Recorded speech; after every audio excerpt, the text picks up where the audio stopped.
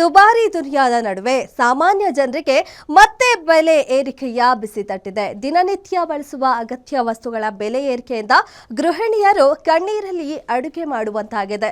ಇದರ ನಡುವೆನೇ ಇದೀಗ ಮತ್ತೆ ಅಕ್ಕಿ ಬೇಳೆ ದರ ಹೆಚ್ಚಳವಾಗಿದ್ದು ರೂಪಾಯಿ ಖರ್ಚು ಮಾಡಬೇಕಂದ್ರೂ ಯೋಚಿಸಿ ಖರ್ಚು ಮಾಡೋ ಪರಿಸ್ಥಿತಿ ಎದುರಾಗಿದೆ.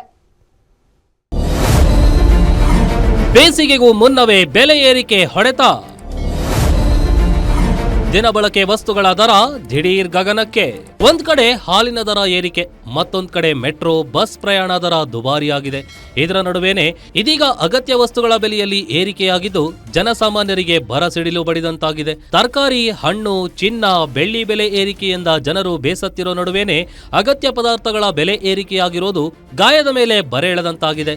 ಬೇಸಿಗೆ ಇನ್ನೂ ಆರಂಭವಾಗಿಲ್ಲ, ಆದರೂ ಜನರಿಗೆ ದಿನನಿತ್ಯ ಬೇಕಾಗುವಂತಹ ಅಗತ್ಯ ವಸ್ತುಗಳಾದ ಅಕ್ಕಿ, ಬೇಳೆಕಾಳು, ಮೆಣಸಿನಕಾಯಿ ಬೆಲೆಯಲ್ಲಿ ಹೆಚ್ಚಳವಾಗಿದೆ.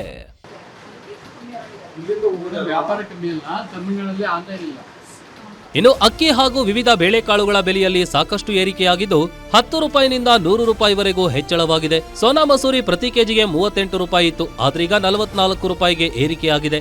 RFO ಅಕ್ಕಿ 49 ರೂಪಾಯಿಯಿಂದ 54 ರೂಪಾಯಿಗೆ ಹೆಚ್ಚಳವಾಗಿದೆ. ಹಾಗೇನೆ ದೋಸೆ ಅಕ್ಕಿ 29 ರಿಂದ 39 ರೂಪಾಯಿಗೆ ಏರಿಕೆಯಾಗಿದ್ದು ಬ್ಯಾಡಗಿ ಮೆಣಸಿನಕಾಯಿ ಪ್ರತಿ ಕೆಜಿಗೆ 260 ರೂಪಾಯಿ ಇತ್ತು, ಆದ್ರೀಗ 420 ರೂಪಾಯಿಗೆ ಜಂಪ್ ಆಗಿದೆ. ಹಾಗೇನೆ 180 ರೂಪಾಯಿ ಇದ್ದ ಗುಂಟೂರು ಮೆಣಸಿನಕಾಯಿ ಇದೀಗ 230 ರೂಪಾಯಿಗೆ ಏರಿಕೆಯಾಗಿದೆ. ತೊಗರಿಬೇಳೆ ಸದ್ಯ 135 ರೂಪಾಯಿಗೆ ಸಿಕ್ತಿದ್ದು ಈ ಮೊದಲು 110 ರೂಪಾಯಿಗೆ ಸಿಗ್ತಾ ಇತ್ತು. ಉದ್ದಿನ ಬೇಳೆ 100 ರೂಪಾಯಿ ಇದ್ದಿದ್ದು 120 ರೂಪಾಯಿ ಆಗಿದ್ದು, ಜೊತೆಗೆ ಕಡಲೆ ಬೀಜ 120 ರೂಪಾಯಿ ಇದ್ದಿದ್ದು 150 ರೂಪಾಯಿಗೆ ಏರಿಕೆಯಾಗಿದೆ. ಜನಸಾಮಾನ್ಯರಿಗೆ ನಿಜಕ್ಕೂ ಈ ಬೆಲೆ ಏರಿಕೆ ಸಂಕಷ್ಟ ತಂದೊಡ್ಡಿದೆ.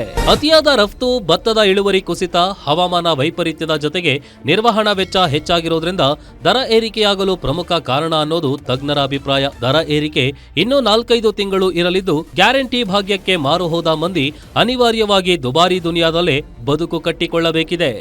Ullas S Kiruvase, guarantee news, Bengaluru.